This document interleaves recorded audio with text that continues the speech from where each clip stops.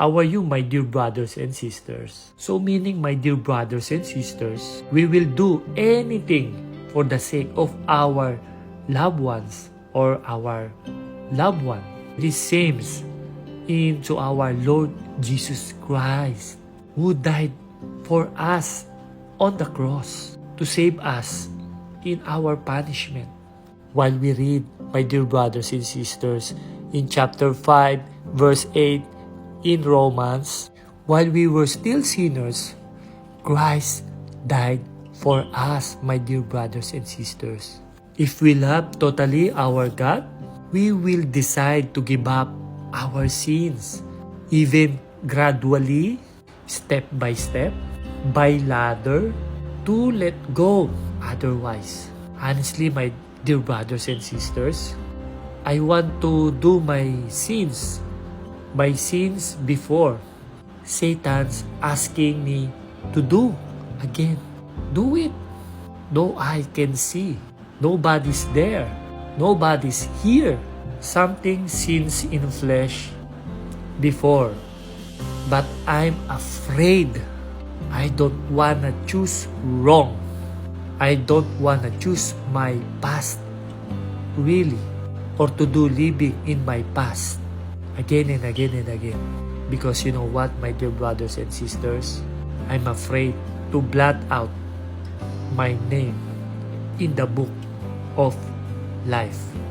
It is written in Revelation chapter 3 verse 5, and also here in Exodus chapter 32 verse 33 says, the Lord replied to Moses, whoever has sinned against me, I will blot out of my book.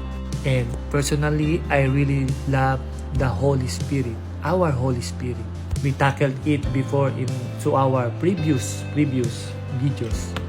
Just to recall and refresh, my dear brothers and sisters, when we have the Holy Spirit, our God is within in us. We are guided by His words, living in a Christian life. And also, we are definitely totally secure. Whatever happened, whatever the situation, always God is within on us. And you deserve in yourself, my brothers and sisters. You gradually change. Before you do or did this, now you are unable to do this because of the Holy Spirit. And it is also written in John 14 verse 26. Let's read it, my dear brothers and sisters.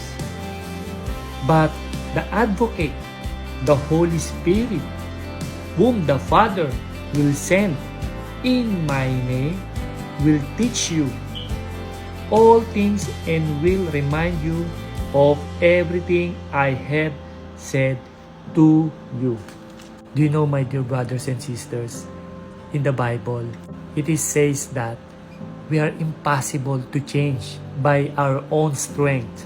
So let us read here in Ezekiel 36 verse 26, my dear brothers and sisters. I will give you a new heart and put a new spirit in you.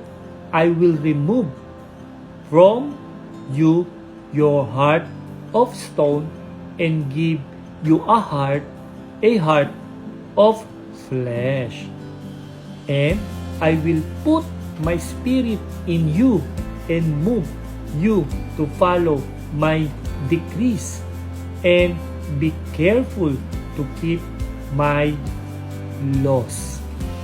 It is supported by Titus and 2 Corinthians books, my dear brothers and sisters. So I hope, my dear brothers and sisters, you have learned about our God's words today. Please don't forget to nudge me or tap me, just private message me. If you have a prayer request, I will surely include that into my prayers. God bless you all, and to God be all the glory.